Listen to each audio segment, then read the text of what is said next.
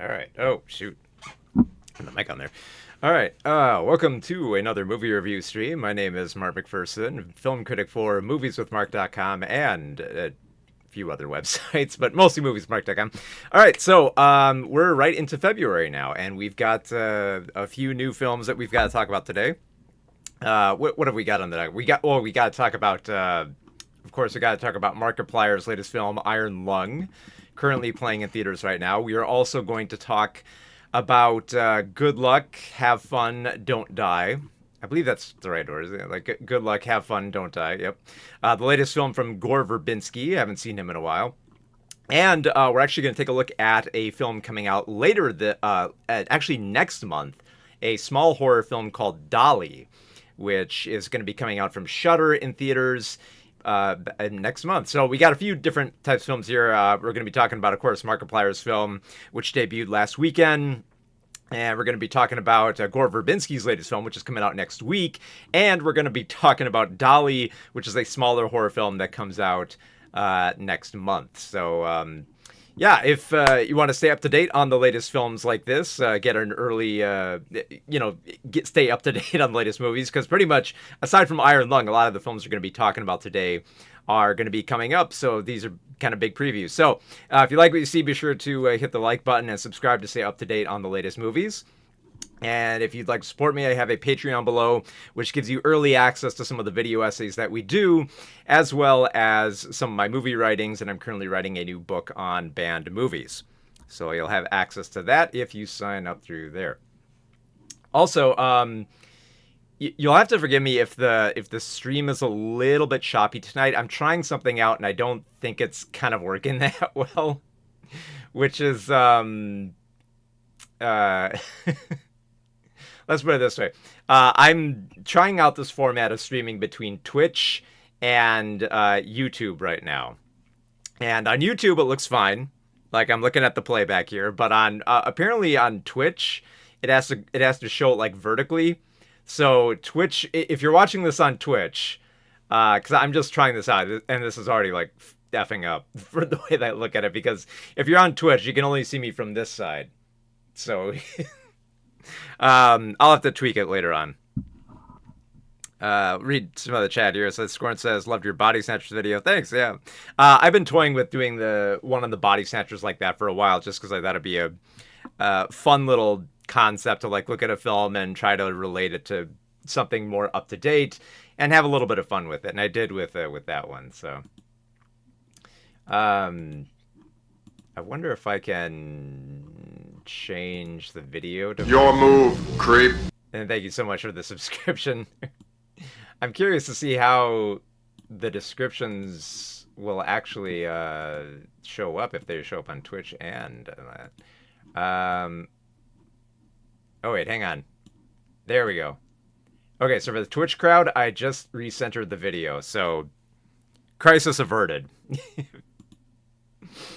Oh, thank God. I was worried about that. I'm going to have to, like, turn off a few other things here in the Twitch chat here, because, oh my God, this is a mess. This is such a mess. All right. That's a little bit better, I guess. All right. Okay, so we'll get right into, God, this weird new layout that I'm trying, but I'll work with it. All right, so without further ado, we will get to covering Markiplier's film. I have Iron Lung here. Let me get the notes up here. And let me get this. Let's see. We got some chat here. Franklin Pierce says, I'm excited. I'm excited also to hear your Oscar picks because of the title. Oh, is this still the old title? Shoot, I gotta... Can I change that? I knew this was gonna happen. Hang on. Let me quickly see if I can update this in real time, because, like, that should not be the title.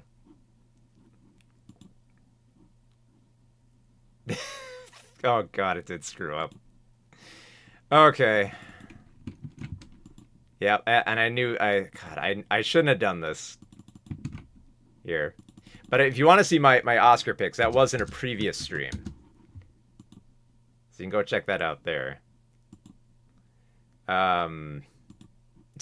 Just one moment. I'm gonna like download the thumbnail so uh everyone knows where to go for this. But yeah, you can check out my Oscar picks on the previous stream, and they're fairly, I thought, should win. So all right, updating it here. Oh my goodness, I am noticing a little bit of slowdown here. Okay, hopefully after I change this up here, it'll be a little easier. But yeah, thanks for everyone who stopped by to watch the Body Snatchers video and the Milani video. The Milani video honestly was just kind of like an afterthought because I filmed the Body Snatchers one and then it just popped. I just thought, why not? I'll do that video too, and then it ended up being a big one. Scorn says, I'm getting close to March. I worry what new horrors of anime. Yes, I'm doing horrors of anime again at Anime Detour. I'm curious too because I haven't finalized what type of project I want for that presentation. JDH says, I missed whatever you talked about your Oscar picks. What did you think of The Secret Agent? I love The Secret Agent. It's my number 2 pick. Just so no one gets confused, I'm going to put that off for a minute. Yeah, I really love the Secret Agent. It was my number 2 pick. It's the director. He directed Bacurau, which is one of my favorite bonkers films from 2020. And I think it might have a chance at winning Best International Feature. I would actually love to see that win in that category, but I fear it won't. I don't think it'll win in any particular category, which is unfortunate because I think internationally Sentimental Value has that locked up. So that's unfortunate, but you know, it's the way it goes. But I very small doubt, no doubt, sorry, I doubt seriously that it's going to win for Best Picture. I think it's the least likely of all the films to win in that category. But if it did, I wouldn't be mad. Let's see. Let's see. Evil Ferris says, I remember my first day on Twitch. Oh, yeah. Actually, this is the first time I've multi-streamed to Twitch in like a long time, so this is very experimental here. I haven't seen any Fio's other work, though. I saw the film of the Q&A. Yeah, if you haven't seen his other work, watch Bacurau. That's one of his more recent ones, and that was actually absolutely lovely. I love that film. Okay, my goodness. It's not... this isn't working too well in here. I'm seeing a high CPU usage. I've got to replace this machine soon. All right, let's see. Scorn says last year's Unsolved Mysteries. Yeah, I did an Unsolved Mysteries theme for last year's anime. Okay, so talking a lot of shop here. I'm sure a lot of people just came for the reviews. So let's get to that. Let me change the screen here so I can see what I'm doing. Get my notes up here for Iron Lung. Shift the screen. And hopefully we don't lose any more frames. Hoping we don't. All right.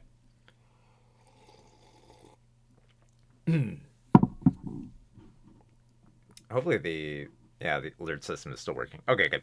All right, here we go with Iron Lung in 3, 2, 1. So Iron Lung is the directorial debut of Markiplier, who wrote and directed this film based on a survival video game where you're trapped in a submarine, trying to, from what I gathered from the film, is like you're trying to find evidence of like some monster and try to avoid it, and you try to like maintain your sanity as the story unfolds. I knew that would happen. I was feeling that in my voice. One more take here. So I keep tea on hand, just in case. And I cover my throat. All right, one more time. 3, 2, 1. Here we go. So Iron Lung is the directorial debut of Markiplier, based on a video game about a man trapped in a submarine in an ocean of blood, and he encounters monsters and madness. Now, this film, for being the directorial debut for Markiplier, I think it's a very strong first effort, because there are, I will say this, the things I like about this film right off the bat is the atmosphere and the production design. I feel like Markiplier really put a lot of effort into making like this into making like this very like claustrophobic environment feel like it was very very grimy, very decayed. You know, really stressed the darkness and the empty nature of this mission, and I think that really works for this type of setting.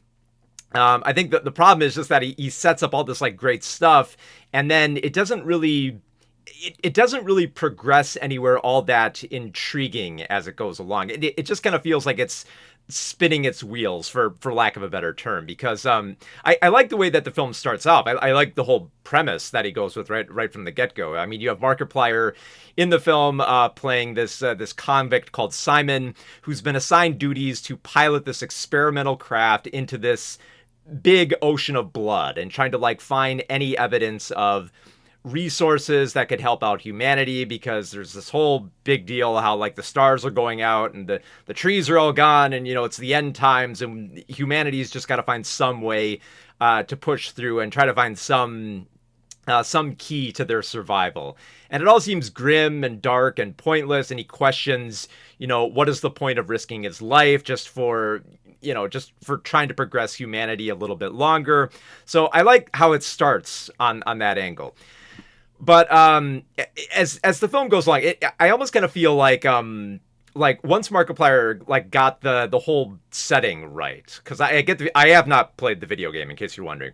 I get the feeling that once he got the setting right of maintaining that atmosphere, and once he got like a pretty good soundtrack, a very brooding soundtrack, once you got all those material elements going, that the rest of the film would just kind of like unfold from there, and it kind of does. But the problem is, you know, it paced at 2 hours and 7 minutes. It really kind of slogs for how slow it progresses and how it tries to like keep everything a little bit too vague, but almost for like the sake of, you know, making it more compelling. Because honestly, once you start piecing together, you know, the Simon's backstory and what the deal is with the organization trying to track down this monster, and like the whole premise of the idea, and the whole, and all like the technicalities of how like the sub works with like its X-rays that have to like shoot directly through like the blood just to like see anything.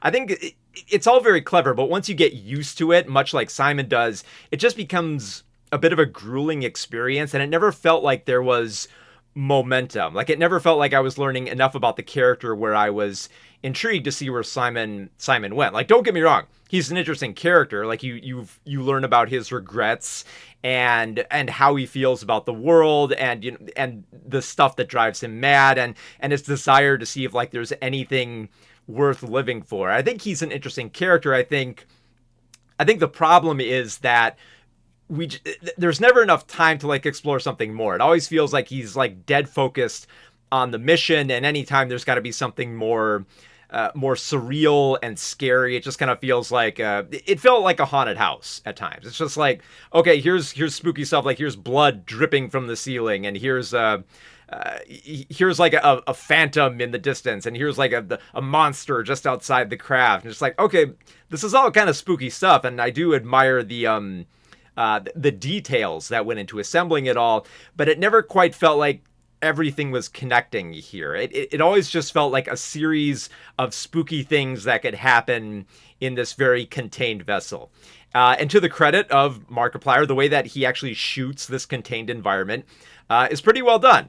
It's a very cramped space, but he has a great variety of shots. Like there's close-ups of the blood dripping from like the pipes, and the close-ups of Simon's face where you kind of see like the anxiety bleed from him. There's even some extreme close-ups of like the consoles where he's making like daring choices of like where to steer the craft and trying to track his trajectory. But there's also a lot of scenes where you get too used to it. Like there's an entire sequence where he's pretty much flying blind, and he has to like track his coordinates on a map, and it's just dull. I mean, I'm sure that he shot it in a way where he's hoping that, watching this character like slowly learn where he is without like a lot of visibility, and trying to use the limited light sources that he has. I think he thought that would be kind of clever, but it just goes on and on and on. We're just like, okay, can something more substantial or scary happen? It really did feel like it was trying to replicate that essence of like where you're stuck in a video game and you just keep forcing yourself through trial and error, which when you're playing a video game, that's pretty fun. But when you're watching somebody do it in a movie, it's kind of a little bit too grueling. You're kind of like, okay, I get it. Can we go forward? Can we skip ahead here to like where there's actually some more development with this character? And I think another problem then, sorry, cleared my throat there. But another problem with the script is that the dialogue, like I've never played the video game, but listening to the dialogue, it really did feel like it was ripped from the video game. Like at one point there's a line that Simon says where he says, this isn't there's a line where Simon says, this is not an expedition, it's an execution. And it's like, oh, that's a title that seems like it's worthy of like a movie poster, but also it feels like something that would be placed in a video game where it's just it's such a it's a cheesy line, and but I gotta give credit. It's a cheesy line, but I've got to give credit to Markiplier for his delivery, because I'm sure a big question on everybody's mind is, can Markiplier act? And the answer is kinda. And I say that because like my one fear was that it was going to be a laughable performance. Like he was going to try to be serious, and because Markiplier has built himself up as he's this very very loud, very verbose type of character when he's streaming video games, that it was going to falter, and that was all you're going to see. Like you're not actually watching an actor perfectly portraying a prisoner. You're watching a streamer trying to masquerade as as this prisoner trapped in a submarine. And thankfully, it wasn't on that level. I think Markiplier is restrained enough to take this role seriously. The problem is he doesn't really have much, like, when he has to like be more angry and furious and have like that hope drained from his eyes. It never quite felt there. It always felt like, he's definitely trying. But I didn't feel like the same emotional edge when you compare it to like the other characters in this film who are almost entirely off screen. Like you have the woman who plays his commander, played by Carolyn Rose Kaplan.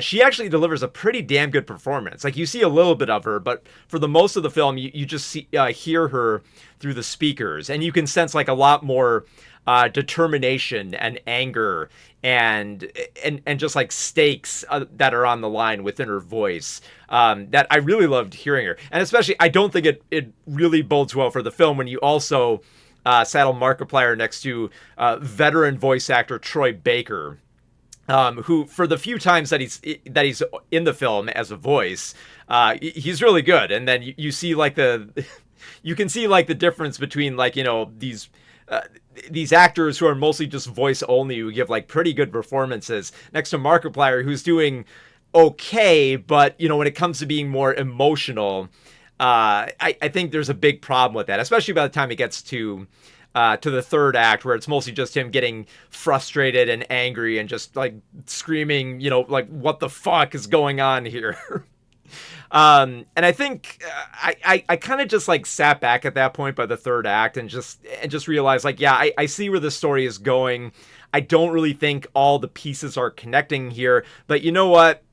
There is a lot of effort put into the production design, so I guess I could just appreciate the special effects and all the effort that went into the grand finale, where the entire submarine starts like filling up with gallons and gallons of blood, which it looks really good. I mean, don't get me wrong, I really like the effects here, but they also kind of they linger a little bit too long, and the film becomes very reliant on it at times. Like at one point, there's a scene where where something very horrible happens to Simon and a body part comes off of him.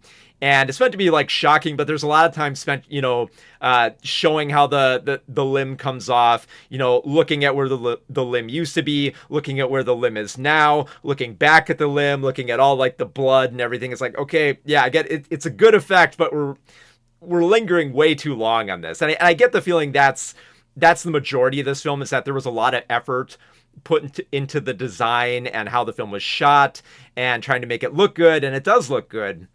But then it just kind of like spins its wheels trying to like find stuff to do. Like what if he imagines like a voice, or what if he starts seeing a weird light, and what if he hallucinates being in a pool of blood and sees this monster. And it's like, oh yeah, okay, all these kind of very scary and spooky things, but they never really connect with anything. It just felt like a series of scary things that could go on in a submarine, which, don't get me wrong, there's a lot of terrifying stuff that can happen in a submarine, like even beyond what they show in this film.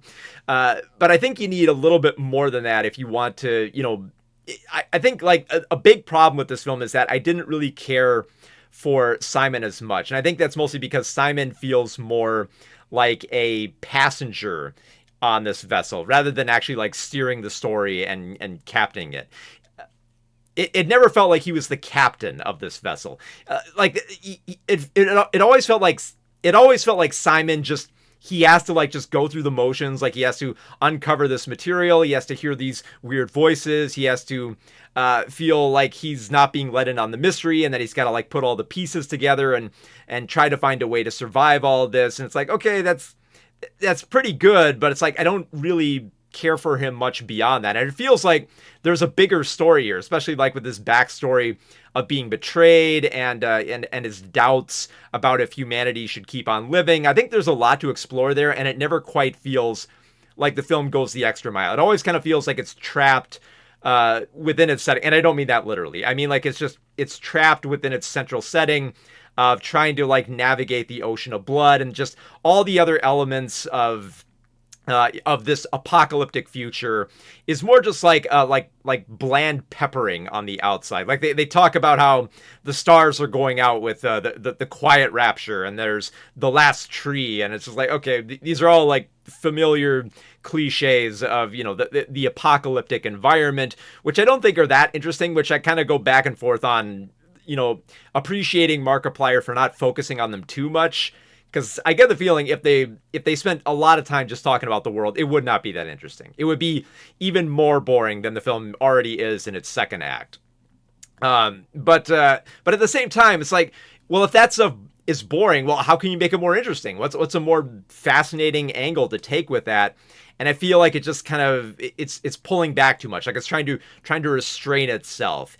And it sounds weird to say this, but I think that's the most frustrating thing, is that I think Markiplier kind of limits himself in this film. I think he tries to keep it too small by focusing on just like a few key things here, while still making the film well over 2 hours. I think if this film were like a much tighter 90 minutes and just like a series of like, well executed spooky things that happen in a submarine, I think it would actually be a pretty damn good film. And I say that mostly because I appreciated the production design and its cinematography, but we spend way too much time that it just becomes like a slog, and a lot of the themes just get more and more watered down as the special effects and the scary elements take over a little too much. And I wish I could like the film a little bit more, but it's just like it like I said, it has pacing problems.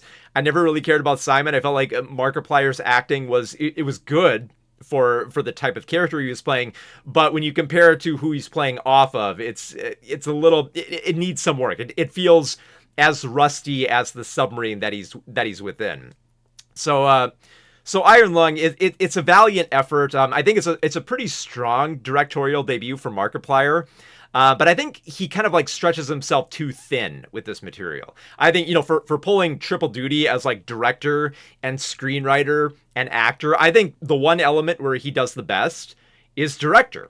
And it makes me very hopeful to see what he would do next. Like if he had like a screenwriter writing much better dialogue, or a host of actors to see how he would direct them as well. Because I really did like the direction of the commander character, or the speaker. I thought she gave a fantastic performance, which makes me wonder what if Markiplier was right behind the camera the whole time as director and had that complete control. So for a lot of directors, they are a little bit rusty on their debut, and Markiplier is no exception here. But for being a first film, especially a very small budget film based on a video game, I think it does pretty well with the material. I think it needs just a little bit more fine tuning, and it does make me hopeful to see what Markiplier does next. But Iron Lung, it still kind of feels like it's a little bit too long. It's got a few too many cliches, and Markiplier's acting didn't grip me as much as I'd like to for a film that wants you to spend the entire 2 hours with them. So yeah, Iron Lung, it's a pretty good directorial debut. It's just not as great as I'd like it. As a video game film, it's way up there. Like that's an easy bar to cross, but yeah, it's an okay film. It needs a few tweaks. It needs a little bit more than like the duct tape that Markiplier keeps putting on this film, trying to keep it all held together. I think there's a lot more that he can do as a director, and I feel he kind of stretched himself a little bit too thin with Iron Lung. So Iron Lung is currently playing in theaters right now. Hopefully it stays there for a little bit. I mean, it's already made its money back in change at this point, so... All right, we'll read through a little bit of the chat here. Let's see. Now, I'm curious to see if I can actually get the Twitch and the YouTube chat to work as well. It might not. Let's see. Can I... I cannot. Okay. All right, well, let's see if I can... I swear I'm not trying to avoid y'all chat. I'm just trying to get the this damn stream isn't working. Okay, let's read through some of the chats here before we get to the next film. Scorn says, after watching Iron Lung, I immediately played Blood Ocean by Deathlock in my car. That's fitting. That's fitting. It's been a long time since I've heard Deathlock. Wow. I might have to listen to some too later. Storm Rising says, I'm good with Iron Lung, didn't play the game either, so it's an easy pass for me. Also, unnecessary runtime. It really was. For a bottle film, it is always a risk when you do that. If you make a bottle film and just trying to make it work, you've got to care about the character, and it's got to warrant the time that it has, which is why a lot of films like that tend to be a very lean 90 minutes. And I think that's very much what Markiplier had here. I would very much be in favor of him trimming it down a little bit. Like the whole section where he's mapping his trajectory, that could have easily been cut in half. Easily. Like it's the least interesting part of the film, and you really do not need that much time to go through it. I felt like I was watching somebody like trial and erring their part through like the hard part of a video game where they're not really engaging, they're not talking that much at the screen, they're just focused directly in on the game, and you're just kind of like waiting. It's like, okay, you gonna solve the puzzle or what? Let's see. Foggy 8298 says, it definitely makes sense that the content creator would be best as director instead of a screenwriter or this actor. I think honestly, because when I got out of the film, when I first heard that line about, this isn't an expedition, it's an execution. It's like, I had not played the video game, and I'm like, okay, that has got to be a line from the video game, because it's way too cliche. That had to have been from like the video game. And sure enough, I looked it up, and yeah, it was. So I feel like he almost kind of has to like divorce himself more from the video games and have more faith in himself to write something different. Because there's a lot of like, even when I was looking at like the console and stuff, like the X-ray is like this big giant button, which would look really nice in a video game because then there's a lot of space where you can click. But it's also like, it kind of looks out of place where everything is like all rusty and grimy, and then here's like this big console with a giant fat button that you can just push. It's like that didn't really work for me. So yeah, he's good as a director. He needs to find his next project. So yeah, I didn't like Iron Lung, but I greatly look forward to see what he does next. Line from the game, like Mortal Kombat. Let's see, Justin says, played Iron Lung. The first half just felt like watching Markiplier be Markiplier, and the dialogue from him being a prisoner and talking with people who imprisoned him didn't feel organic. It really didn't. And I feel like that's almost kind of like Markiplier realizing his limitations for how little he focuses on it and how vague he keeps it at times. Because like when they do show the backstory, it's just like, this is not interesting. They reduce it to glimpses. It's like I'm kind of grateful for that, because if they stayed way too long on like the terrorist bombing that he gets convicted of, I guarantee you there would have been just incredibly rote dialogue that would have just like took you out of the film immediately. It's like, okay, this isn't as compelling. Go back to like the sub where he wasn't talking as much and just reacting to spooky things, you know. Let's see. Storm Rising says, so everyone supporting Iron Lung is going to continue to go out and support smaller filmmakers. I hope so. I mean, if they want to, there's plenty waiting. Go down to your art house theater. There are plenty of much smaller films waiting for you. I would say do like a little bit of research before you go out, because like there are like small films in the sense that they're not really that small. They're more like mid-budget stuff that was put out by studios to kind of garner like a smaller but a little bit more of a devoted crowd. That said, not saying you shouldn't check them out. I'm just saying if you really want to support the smallest of creators, you know, check out your art house theater. Because not every small indie film gets to go to your local theater as much. So go seek out the art house. Let's see. Just Khan says, I had a 10 milligram edible during the film, and I couldn't tell if I was having a genuine hallucination or if it was the movie too. Well, I think that would probably inhibit you. The 10 yeah, 10 milligrams would do that. Yeah. I was trying to think, like, cause it's been a while since I've like had edibles or like THC drinks, but I think 10 usually got me to like more of like a chill moment. I've never like had edibles where like I get like very hallucinatory. It's always just been like just a little bit more chill and relaxed. But it could be because I've been having like the weaker stuff. So let's see. Storm Rising says, then again, Chris Stuckman was in 2 movies, and look how Shelby Oaks turned out. Yeah. Yeah, Shelby Oaks, it was okay. It's kind of on the fence about it, but, you know, it was a decent effort. I do kind of like that how Chris Stuckman kind of not improved, but like grew as a person by realizing more about the filmmaking process. Because, you know, it's easy to criticize film, but if you've ever been on a set, which I have, like a long time ago, I had like a very small role in an independent film, shot on 35 millimeter with a very ambitious filmmaker in downtown Minneapolis, and it's a lot of work. It's an incredible amount of work that goes into it. That I was honestly kind of surprised by the attitude of the director. He was just kind of like, yeah, you know, it's hard. I mean, we were there for like 9 hours filming for a scene that probably ended up being like maybe 3 to 4 minutes long. So, but that's how it goes with shooting, you know. A lot of devotion that goes into it. Let's see. Maz Dorado MX5 says, it definitely was too long. It's over double the length of the game. Is the game that short? Really? I would think like if it's more atmospheric. Well, I guess it's an indie game, so yeah, I probably didn't have as many. Didn't have as much material to make a longer game. So, yeah.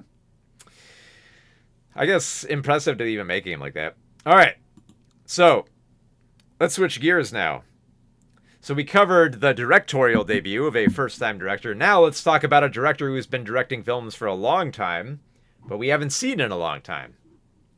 This is the latest from Gore Verbinski, who you might know. Gore Verbinski directed such films as The Ring and Pirates of the Caribbean.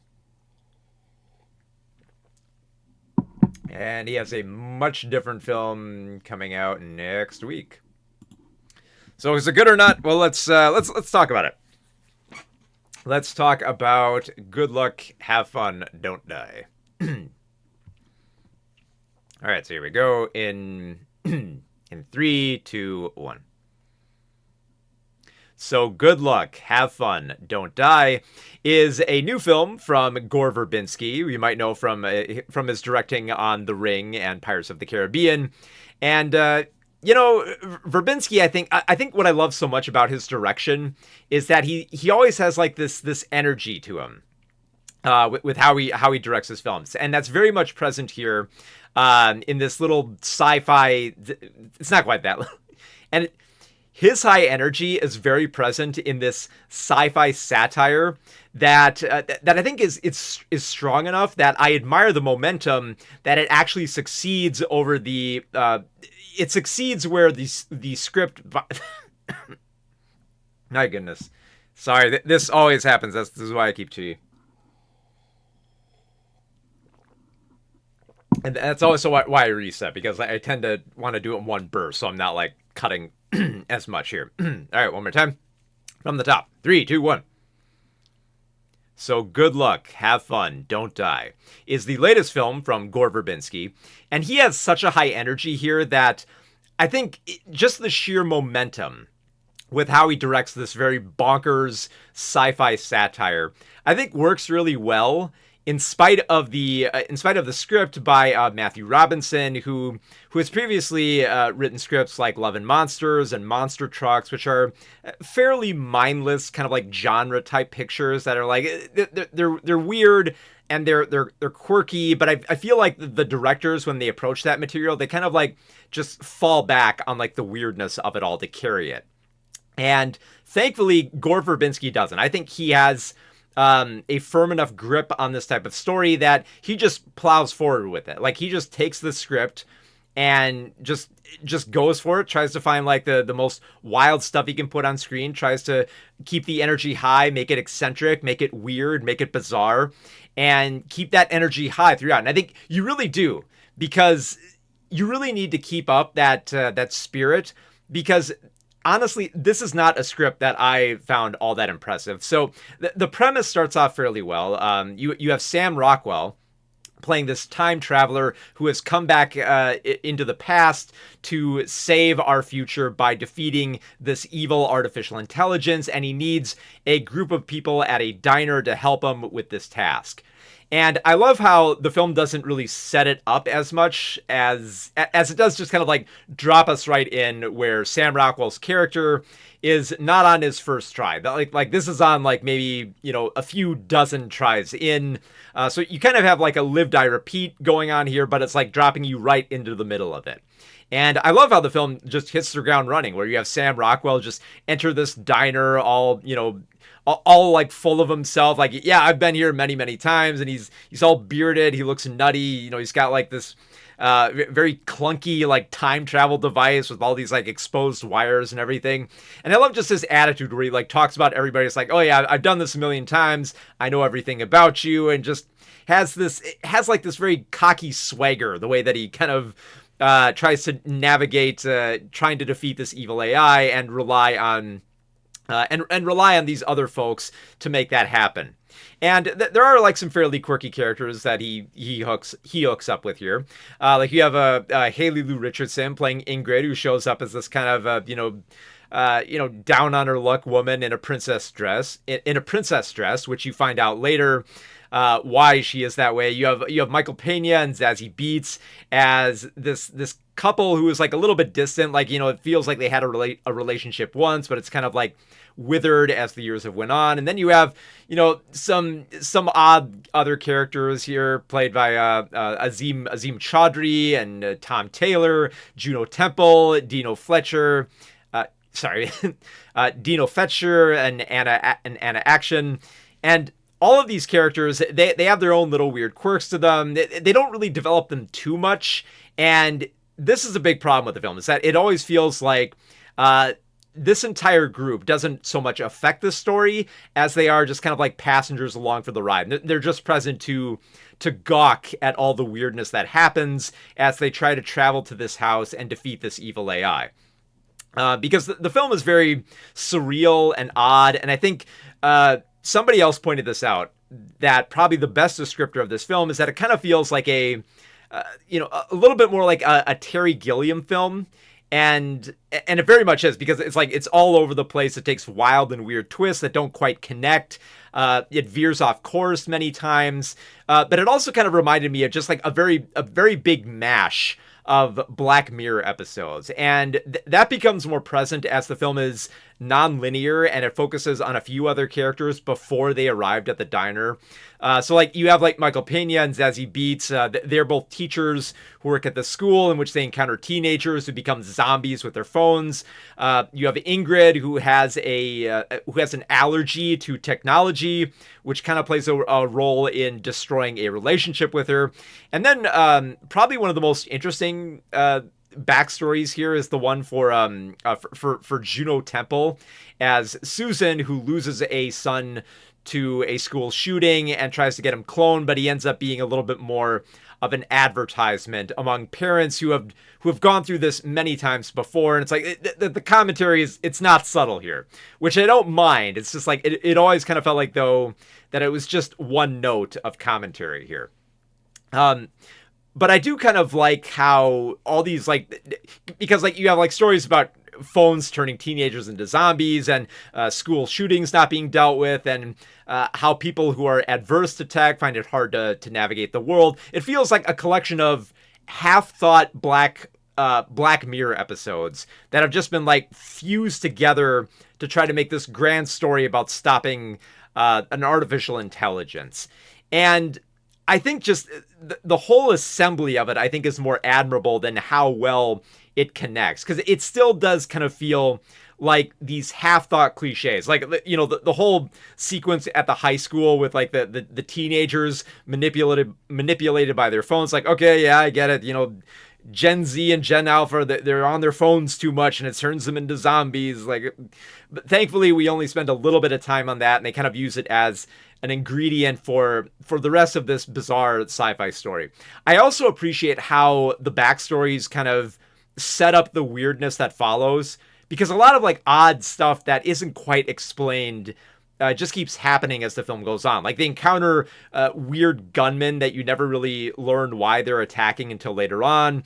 The artificial intelligence it's personified through like a creepy 9-year-old boy who, you know, when they find this character, they of course talk with this AI and like this digital environment. It talks about how, you know, the kid talks about how humanity is doomed and I can make a better world for you. And it's all this, I've heard all this before, and it's like, it's not that impressive. What is impressive, however, I think is just the spirit and the charm of the characters that I think came through very well here. Like I thought I would grow tired of Sam Rockwell's knowing nature and how he tries to like approach this very dangerous situation where not everybody is going to survive this journey. But honestly, it didn't wear down for me. I think I enjoyed him enough that even when the film was presented these very like familiar and kind of like dusty ideas on technology, which, like I said, it feels like a bunch of Black Mirror episodes, I think just his charm really came through, and the charm of the other characters too. Like I really liked Haley Lou Richardson. I think she was a very interesting character. I think she has a lot at stake. She has a lot of anger, a lot of despair in her, and wants to have a chance to prove herself. Where I thought she was really compelling. The sexual tension between Michael Pena and Zazie Beetz, I think was like a little bit forced, and I think that's mostly just because there's not a lot of time spent with them. But I mean, there's not really a lot of time spent with most of the characters. But while we do get to spend a lot of time with Ingrid and her personal thoughts about technology and her backstory, the backstory with Mark and Janet, who are, you know, Michael Pena and Zazie Beetz' character, it never felt like there was enough time with them. It always felt like it had to highlight the dark comedic nature of how high schools have transformed, where the teachers have no control, school shootings are a regular thing, how they have no control over the phones. In fact, the phones have more control over the teachers than they think they do. There was never enough time to get to appreciate that dynamic between them. Not to mention a lot of the characters who they all just kind of end up just being very simplistic in their quirks, but in a way that I think is serviceable enough for a film where it really does want to highlight a lot of like the darkly comedic violence and the absurdity of the end times and the twisty nature of artificial intelligence the more that it goes along. And I think that works with the film by always keeping it a little bit twisty. I usually hate that aspect of like a Terry Gilliam film where it's just throwing all the weirdness at the wall and some of it sticks and some of it doesn't. I think just the speed at which Verbinski just throws everything that he wants into this film. Like there are bizarre scenes of like a sentient and AI using like a tornado of wires to attack, and there's like there's AI infused toys that go on the offensive and they wield knives. There's a bizarre suburban family that goes on the attack. There's hordes of zombie teenagers. There's even a bizarre cat monster that's revealed much later in the film, which honestly, this is gonna sound a little mean, but like there's this weird cat monster towards the end of the film that just kind of feels like an amalgamation of a whole bunch of memes, which the film even kind of admits, like, it kind of is that. And by the time it got to that point in the film, like, don't get me wrong, the sight is very bizarre. It's very weird, and it's very gross, and it's very violent. But by that point in the film, it kind of felt par for the course, and I think that's the problem of what happens when you just throw everything at the screen. It's just that at some point you become so used to it that something as bizarre as like a giant cat creature that has too many heads and eats people and vomits glitter, like that's it. Kind of like, okay, yeah, I expect it by this point. So it's a little disappointing that that the weird stuff is that is shown on screen kind of becomes a little bit more stale as the film goes along.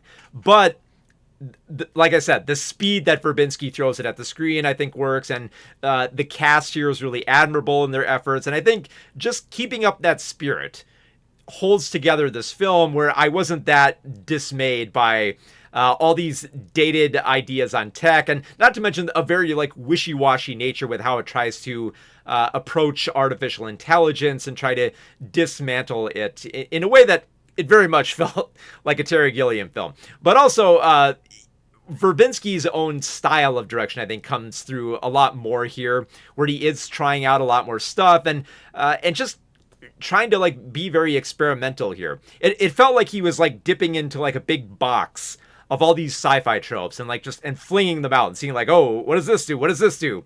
Maybe I can tinker with this. Does this work? No. Well, how about this? And I admire that spirit. I just having that giddy nature of just saying, hey, let's try all this stuff, and we'll try to like push it all together, and hey, if it works, it works, and I think it does. I think it feels like it's very much held together with a lot of duct tape to try to make this premise work. But the cast they go a long way in making this film come together, and I think I admired them most that by the time it got to the grand finale, I was more intrigued just to see more of the characters than to see whether or not they defeat the big evil AI entity. So on that level, I really did.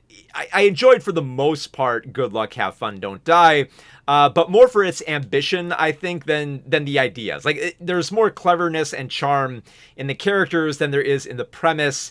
And trying to find it doesn't really have anything all that new or interesting to say about tech. It just kind of uses all these familiar ingredients and tries to cook up something a little different, little strange, and little off key, little offbeat at times. But for the most part, it works. So for the a little bit a mild. So it's a mild recommendation for me on Good Luck, Have Fun, Don't Die. I think it's a very sufficient sci-fi satire. So Good Luck, Have Fun, Don't Die will be debuting in theaters not this weekend, but the next weekend, on February 13th. So mark your calendars. If you want to see it, it's not a bad film. I was fully expecting to hate it with like the general premise, like because when Sam Rockwell walks in and he's like, oh, everyone's distracted by their phones, like, okay, it's just, we got to stop an AI. Oh, okay, it's gonna be like fall back on typical wishy-washy nature of not fully condemning AI, which it kind of does. Kinda. It's not fully on board. It's not as bad as like Megan 2.0, where they were kind of like, no, AI is fine, we just need to regulate it. No, it's like, this AI is kind of evil, and you do have to find a different way to stop it. So probably got a lot of chats here. Let me read through some of the chats, and then we'll get to a review of Dolly. Foggy8298 says, Iron Lung is unfortunately disappointing as an adaptation, most of all by playing it too straight, showcasing an entire playthrough of the game while role-playing the silent protagonist is rough. Yeah, I think that's where, like, this was something I was thinking about, and I should have said more in the review, but I feel like Markiplier almost has to take a lot more chances here. It feels like he's sticking way too close to a video game, and that he has to, like, make some editorial choices on his end to kind of put his own mark on it. Because yeah, like the character was not that intriguing in the film. There's enough going on with him, but I never like felt fully invested in him. So I would have loved to see him take more of a chance on making his own character. Justin Someone 3912 says, just tuned in. What are your thoughts on Iron Lung? Very good production design and atmosphere and the music that contributed to that, but Markiplier's acting is not as great. It's not terrible, but it's not as good next to the other actors here. And the film really does slog with its pacing, and it doesn't really find much more to explore with its themes. It just kind of relies on the special effects more. So it's a decent directorial debut, but I feel like Markiplier can do much better given the cinematography and the production quality that he put into his film. So yeah, fairly mixed bag. It's a very, like, I mildly recommended Good Luck, Have Fun, Don't Die, and I mildly don't recommend Iron Lung. So very much on the fence here. There's a lot to like about it, but also a lot that really holds it back from being a better film. Let's see. ICJ the Kid says, Iron Lung desperately needs 15% of itself cut, and I'd hope to see a fan edit thinning it out. Yeah. Or even worse, I was joking about this with some people, but I thought, like, wouldn't it be funny if there's like a 3-hour cut of Iron Lung and that the remainder of the footage cut is just Markiplier screaming "what the fuck" over and over and over at all the spooky stuff, and like that's it. Either that, there's a picture-in-picture where Markiplier reacts. No, I guess he's gonna learn what the director's commentary is, I guess. Which I guess would be kind of interesting to hear. On a production level, I think it would be interesting. Humble Bovine says, long movie titles need to make a comeback. I mean, we have a fair number of long titles. I mean, One Battle After Another is pretty long title. I like when titles are more like complete sentences, like it was just an accident, or like anime does it all the time. Like what's that one anime called? Like is it wrong to pick up? What's it called? Is it wrong to pick up girls in dungeons or something like that? There's a lot of anime where it's just like the titles are complete sentences. Which I guess is a good change of pace, because it used to be like just a string of nouns and verbs and then a colon and then more nouns and verbs. Let's see here. Like, what was that? I'll use an example of one of my favorite films. Royal Space Force: Wings of Honiamis. It's one of my favorite anime films. Underrated, too. Humble Bovine says, man, Good Luck, Have Fun, Don't Die isn't playing anywhere near me. Closest theater showing it is 40 miles away in Austin. Have you checked, did you check this weekend? Or did you check the weekend after? Because it's not officially opening wide this weekend. It might be in limited markets right now, I think, because it has played at like festivals, but I think yeah, it's expanding next. So check next week. There should be showtimes there, and I think you can check now. I'm trying to think what's the cutoff date for certain showtimes. I think by now you can check. Let's see. Bunaham says, "Good luck, have fun, don't die." Had one of the better trailers I've seen recently. Yeah, it's got, like I said, it's got great energy. And I did not actually watch the trailer before I watched the film. I think I watched it after, and I was a little bit impressed. I was like, oh yeah, it works perfectly. I mean, the film is high on energy and weird twists and stuff like that, so it's perfect for editing into a very enticing trailer. And I hope I haven't looked at like the theater spread, but I'm pretty sure it's gonna expand. I know that next weekend is gonna be just like a bloodbath because like there's a whole bunch of like films. I think was it like the Goat is having its preview screenings that weekend, which is not. I mean, it's not uncommon to do like preview screenings in case anyone's worried about it, but it's gonna have that the same weekend as like Wuthering Heights, an incredibly erotic version of Wuthering Heights.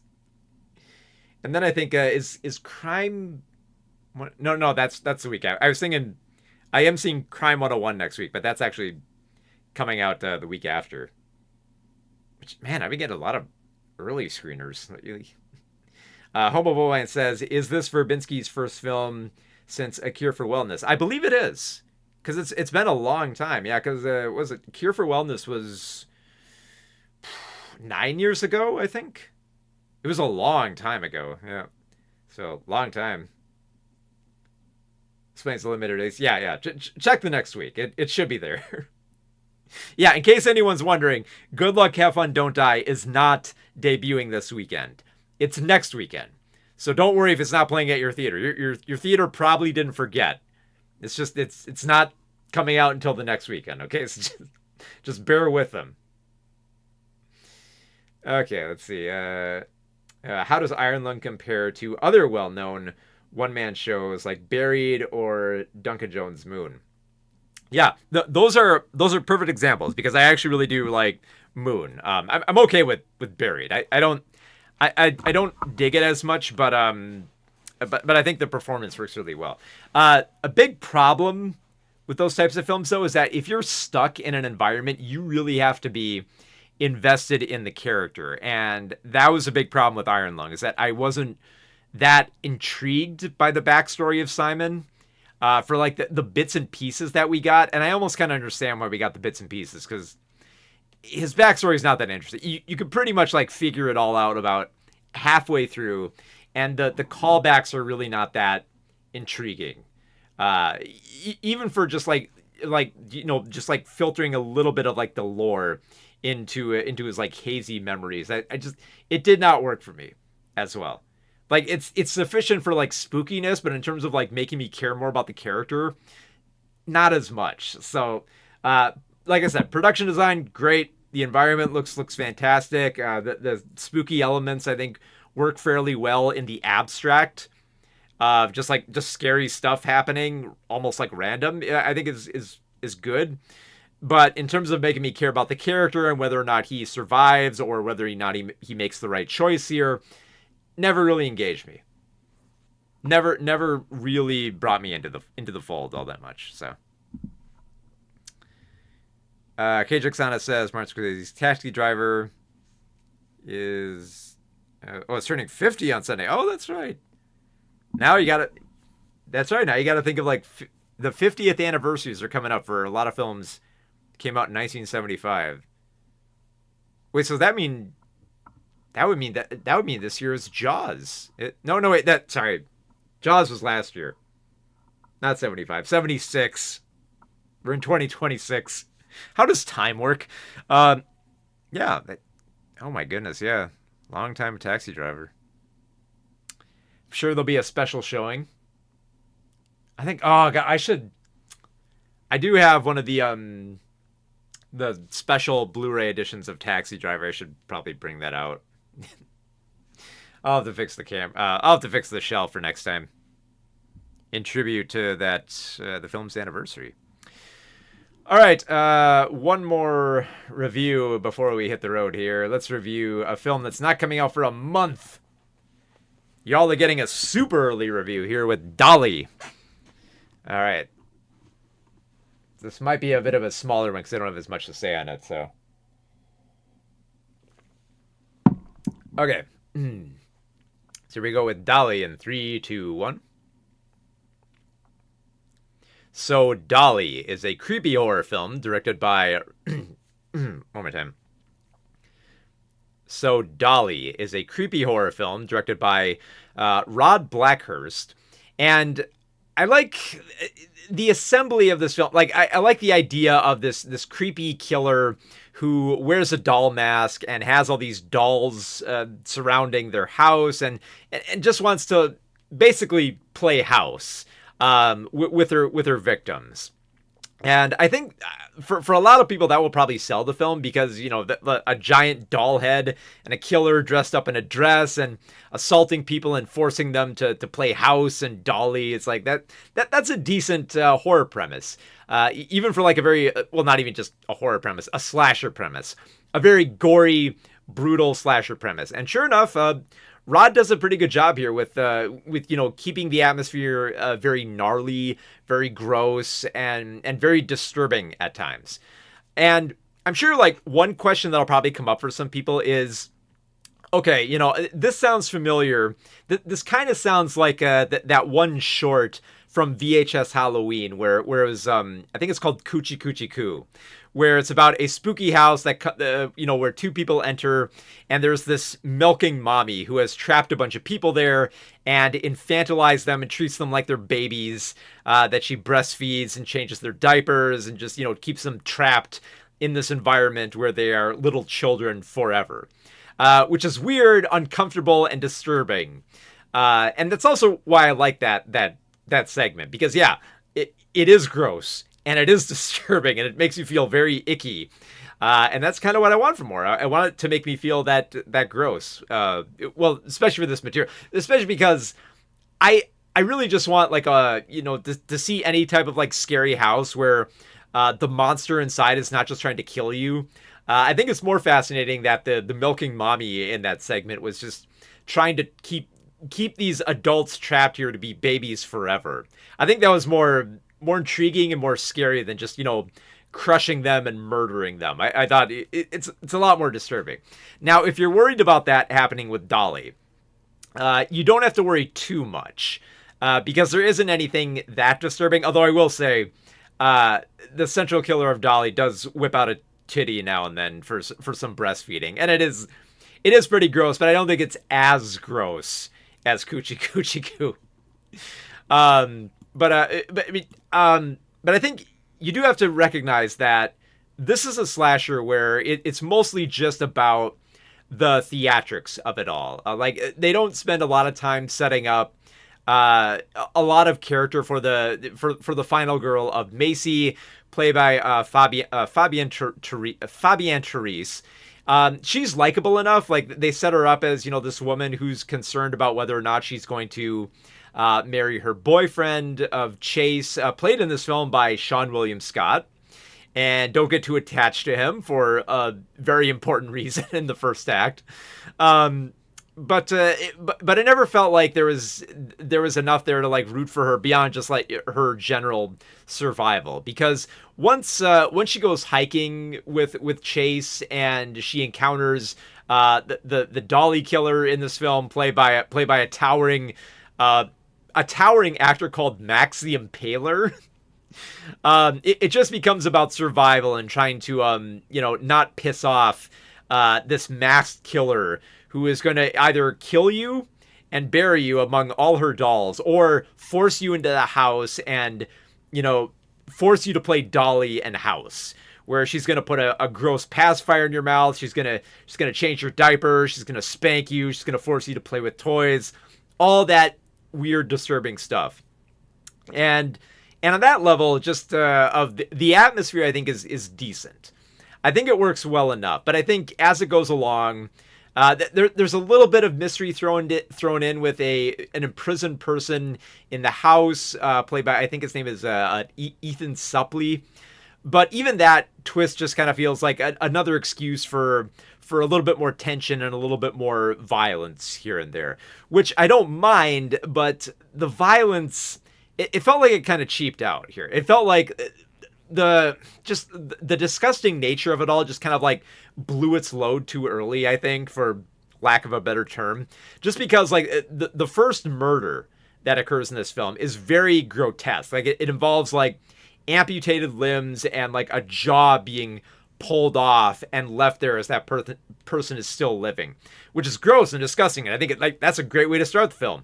But the more that the film goes on with like the torture and some of the kills that like there's some very obvious CGI that comes into play with some of the kills that are a little bit absurd. Like at one point, somebody gets directly punched through.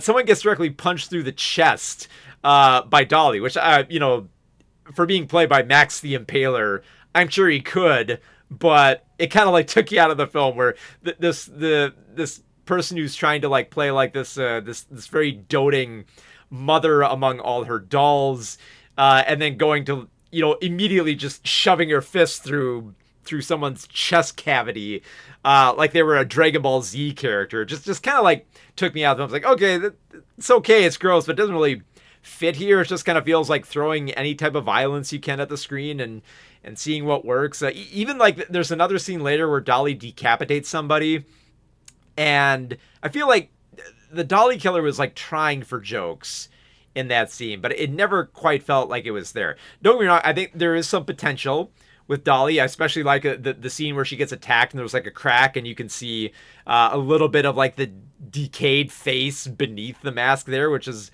pretty disturbing. I kind of like the attitude of the killer. I like how Dolly is very silent for the entire film, and how the killer reacts, and how they have like angry fits and meltdowns, and how they kind of try to show affection here and there. I thought it made Dolly a very interesting killer. I just felt like there wasn't enough of that. I felt like there should have been like a little bit more, not so much like establishing backstory, because this is clearly a film that cares more about the kills than anything else, which they're okay. I think they could have been better. They could have been more inventive. They could have had a lot more fun with the material here. But I felt like if the kills didn't work, there could have at least been a little bit more of a compelling story. If it felt like Macy's fears about marrying Chase, since because they established at one point that Chase has a daughter, and Macy isn't quite sure if she wants to marry a man with a kid, which I thought would play a little bit more into how she interacts with Dolly, and it kind of doesn't. Like it kind of there's flashes of it here and there, but it felt like it was kept too far under the surface to leave a lot more of a lasting impact. And by the time it gets to the end of the film, it pretty much ends like like Texas Chainsaw Massacre, where she makes off as the final girl and she laughs about it. It's like yes, I survived. Eat that, Dolly. So I was a bit dismayed by how this felt kind of like a by-the-numbers slasher for a killer that I think has a lot of potential. I really liked seeing Dolly as a killer. I think, having that weird house filled with all these like rusty toys and all these dollies that she laces around her house and also pins to like trees out in the woods, I think is nice little creepy touches. I like everything that's set up here. I just think there is more. It felt like there was a little bit more you could do with Dolly. I felt like her kills could have been a little bit more interesting. Her House of Horrors could have had a little bit more backstory. And even Macy could have had just a little bit more depth to her. Because I feel like, and not every horror film needs that, but if your kills are really not packing the punch, packing the same punch that they had in the first act, I think you need something a little bit more here. And I think Dolly could have benefited from giving just like a little bit more character, or a little bit more character, or even a little bit more practical effects that would have been much more impressive than just like the CGI and the prosthetics that it falls back on as it gets towards the end of the film. So it's an admirable effort. I like the design of Dolly. I think this killer does have a chance to be like a decent horror icon. I would see another Dolly film if it came out. Before her big screen debut, I think Dolly as a killer has a very very rough start. Where I think if you're going to make a sequel, there needs to be a little something more to explore instead of just making a fairly rote but nonetheless pretty well made slasher film. Like it's like I do like the film quality they shoot here. It does kind of have that look and feel of a little bit of a grindhouse film, but it needed something a little bit more. It felt like it was going too through the motions for a killer that I think has a lot of potential. So yeah, Dolly, it's an okay slasher, but needs a little bit of work. Needs a little bit of polish on that old dirty rusty doll mask. So Dolly will be debuting in theaters, I think in limited release, come the first weekend of March. So if you want to see some creepy doll-based horror and a giant killer dressed up as a doll, then go check out Dolly. Let's see. Let me read you some of the chat here before we take off. Let's see. Oh, that means Dog Day Afternoon is turning 50. Oh, you're right. As much as let's see, KJXana says, as much as people like to take pot shots at Adam Sandler's career, I do think he can be a compelling actor when given the opportunity. Oh yeah, for sure. I think everybody forgets that because you see a lot of Sandler's Happy Madison productions just like churn out what feel like hangouts with his friends, like like Happy Gilmore 2. He brings back all his old buddies to film stuff like that. He'll probably do some like Billy Madison too at some point. And then you're like, oh god, Sandler's so terrible. And then you remember, oh no, he was in Uncut Gems, and he was in what was that one Noah Baumbach one? Not Jay Kelly, but the Meyerowitz stories. He was really good in that too. And then of course, Punch Drunk Love is the easy one. I mean, Paul Thomas Anderson, but yeah, like Adam Sandler, like I like how every now and then he will like go hang out and make a film with Noah Baumbach or like the Safdie brothers and prove that he's got acting chops.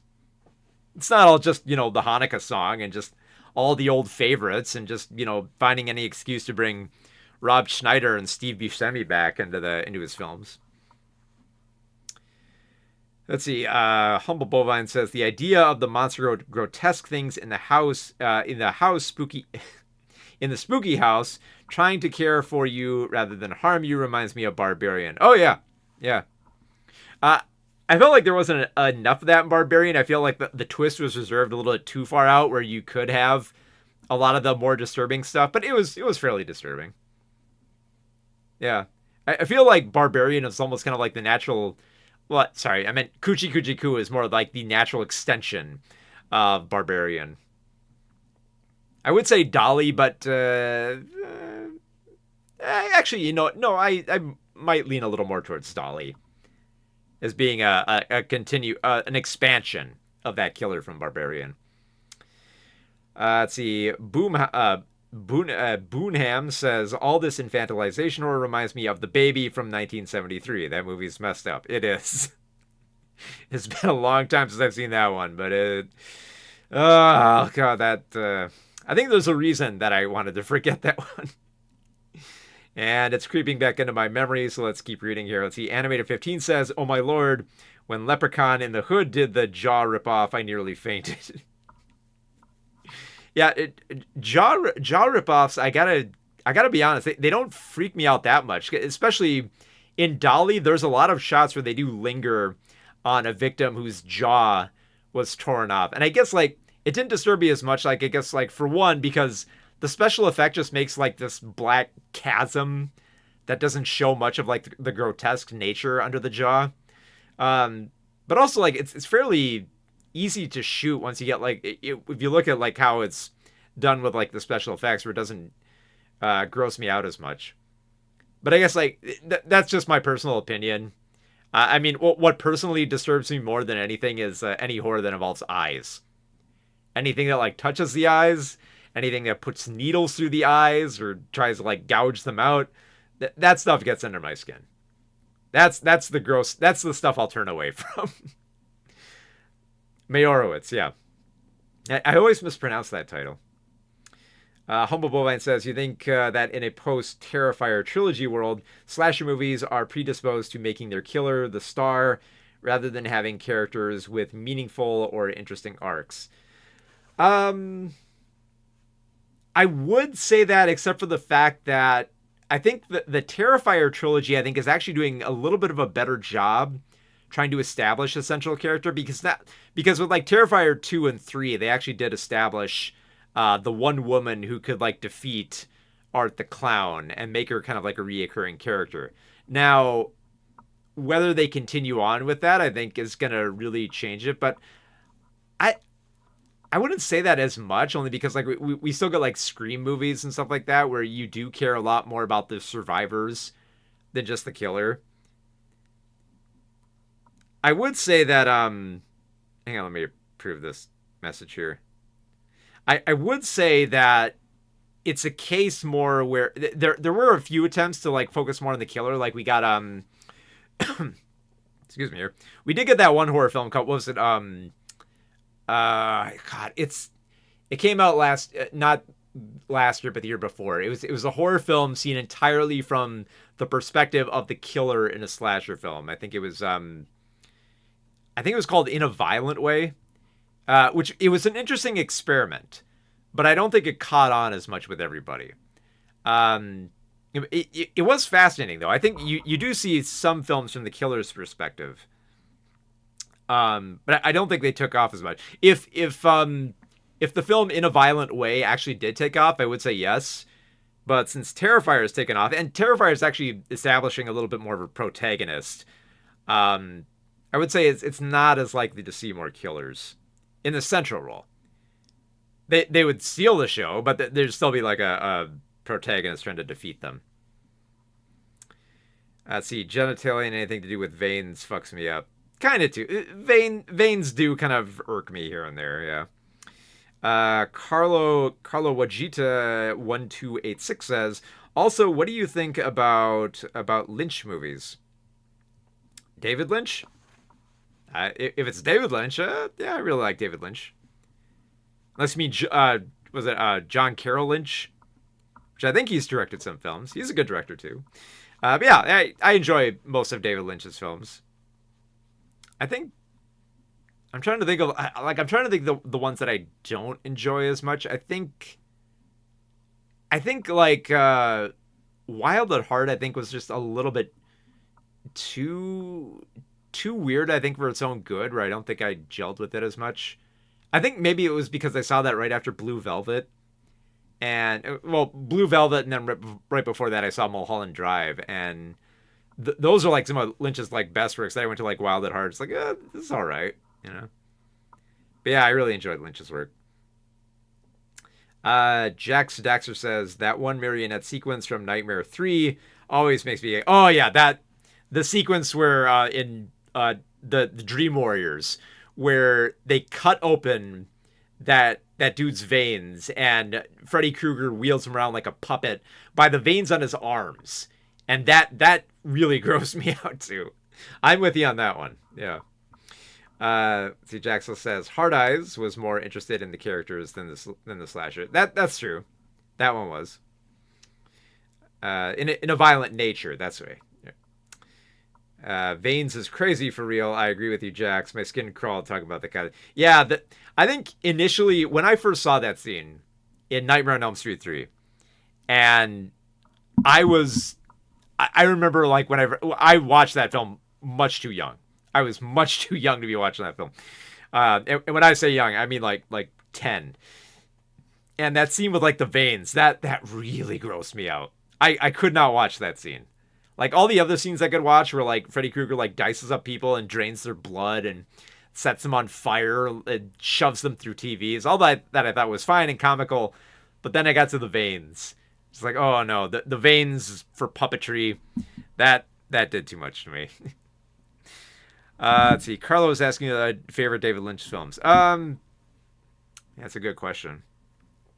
You know, oh god, that's a really tough question. You know, like a safe one is like Mulholland Drive, just because I think I returned to that one a lot. But God, God, that really is tough. I'm between Mulholland Drive and The Straight Story and Blue Velvet. Just I think Blue Velvet's like pretty wild, but also like The Straight Story is just like a huge change of pace because you're used to seeing like David Lynch films going to wild, horrific, hellish landscapes, and then here's the Straight Story, which is just it's a G-rated film about a guy on a tractor going to see his dying friend, and it's very sweet, but it's also very very restrained and very very beautiful. So, and I think, it's an easy recommendation. Let's put it this way: The Straight Story is the only David Lynch film you can watch with your kids. I believe it's actually on Disney Plus for the distribution rights. Yeah, because I think it's through the subsidiary of Disney. So yeah, so there's some nice David Lynch for you. But yeah, I guess gun to my head, if I had to choose a favorite, I would say Blue Velvet. Just Blue Velvet stuck with me more. I like its imagery. I like the little musical sequence. I like Dennis Hopper's character. He's endlessly quotable. And a young Kyle MacLachlan who just gets thrown into this very weird noir plot. That just it always sucked me right in immediately when I watched it, you know. All right, let's see. Any more? Let's hear. Surprised it isn't Eraserhead. I really like Eraserhead. I actually have actually, you might have seen this, and I'm gonna try not to make a mess here. Let's see if I can. Okay, I did. Yeah, I like Eraserhead. I actually have a copy here. I think this is actually, yeah, this is either a bootleg or it's a Korean import. And I think it's... God, I was looking for the reach encoding. I don't think there is one on here. This might actually, you know, now that I open it and smell it again, this does smell like it might be a bootleg. I bought this at a record store. I think it is because it says like it's English and Korean subtitles, so I think it's like this is either a Korean release or a bootleg. It probably is a bootleg now that I look at this. But I bought this at a weird little record store, so yeah, Eraserhead I think is interesting. I like its assembly, I like its weirdness, but it's tough. Like David Lynch's filmography there's tons of great stuff. Like I mentioned, like I didn't really like Wild at Heart that much, but there are even some moments I like in it there. I was leaning a little bit more towards Lost Highway just because I think it slogs a little bit here and there, but there are still some very disturbing moments in Lost Highway that I can't get over. So it's hard to like pick out a favorite Lynch as much as it is to like pick out a terrible Lynch film. Jackson Straight Story was my first Lynch, so right about that. Yeah, you can watch with kids. Yeah, R.I.P. to David Lynch. Humble Wine says, why do you think horror is so underrepresented at the Academy Awards, and do you think the major nominations for Weapons, Frankenstein, and Sinners will move the needle at all? I mean, the needle has already kind of been moving after like Jordan Peele got Get Out in for best screenplay, and I believe that same year, yeah, because it was like 2017. You had The Shape of Water, a monster movie, won the Academy Award for Best Picture. So I think the Academy is warming up more to horror because there are a lot more horror recommendations. Because like last year, the only horror film you had to root for was The Substance. And you're just kind of like, oh yeah, let's see what The Substance can do. And this year, what do we got this year? We got Sinners in the most categories this year, like setting a huge record. You have Weapons. Zach Krager's getting actually high up there. I mean, it's only one nomination, but still. And then you have what's the other? Yeah, Frankenstein, of course, Guillermo del Toro, and also another interesting one that snuck in there. You have The Ugly Stepsister got in for one of the Academy Award nominations. Which, oh my god, like you want to talk about body horror? The Ugly Stepsister grossed me out way more than The Substance. And that's namely because of the eyes. If you've seen the film, you know what I'm talking about. There's a scene where they are sewing on artificial eyelashes directly into her eyelid in an extreme close-up, and I just had to turn away from the screen for that for a few moments. It's like, I know the effect that they're going for here, but ooh. That's some extreme body horror right there. Not to mention the scene with the tapeworm. So I would say, yeah, the Academy is actually kind of warming up to horror. I think it just it took a lot of pushing, and I'm glad that there's a lot more of it now more than ever. So yeah, I think the Academy is getting more used to horror. I think you're gonna end up seeing a lot more. Let's see, Animated 15 says, ooh, nice hair. Mine? Or I guess I turned my back there for a minute so you can see the full head of hair there. Smells like boot. It does. And I think the reason is just because of the, cause I've handled bootlegs before, and it does have there is like a certain quality, like a cheapness to the some of like the casing here. And it does have that quality. It has like the smell too, of like something they just like shoved in from like a factory, you know. So I don't know. You chalk that because like I used to like when I used to like go to anime conventions, I would buy DVD sets there. It's like, oh, these are pretty cheap, and it turns out they were bootlegs. And I recall the smell of the covers and all that. So. It I don't know. It does look bootleg the more that I look at it. I was debating it. Let's see. Smells like bootleg. Such a fragrant way to describe a DVD case. Perfume review arc. Yeah, I don't know. Just certain smells that trigger me. It might be, it might not be, but it has that aroma that I've associated with bootlegs. Got a nose for it. Jack says, I was really surprised by that. I was really happy I didn't eat before putting it on. Oh, yeah, we're ugly stepsister. Let's see. Humble Bovine says, I actually didn't catch The Ugly Stepsister. My sister watched it, and all she said was that movie is fucked up. It is. That's probably the most accurate assessment of that film. All right, so quick recap of what we reviewed today on today's stream. I reviewed Iron Lung, Markiplier's directorial debut of adapting a horror game about a man trapped in a submarine. Good production design, good atmosphere, good music, but that Markiplier's acting could use a little bit of work, and it does slog a bit here and there, so it's a little bit of a mixed bag. Good production, but needs a much better story and some better acting in it. I reviewed Dolly, a horror film about a killer with a doll mask, brutalizing people, whipping out titties, and playing house in the most disturbing way possible. Got some pretty good setting and atmosphere here, but the kills could use a little bit more of a graphic nature to them to be more disturbing, and there could be a bit more to the characters here instead of just being more of a routine slasher.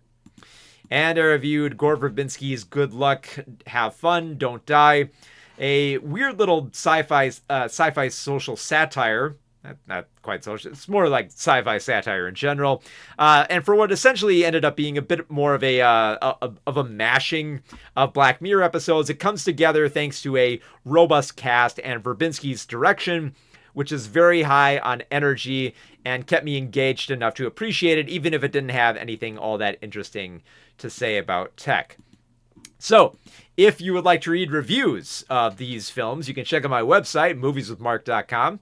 And if you want to stay up to date on the latest movies, because we reviewed Gore Verbinski's latest film, which is coming out next week, and we reviewed Dolly, which is coming out next month.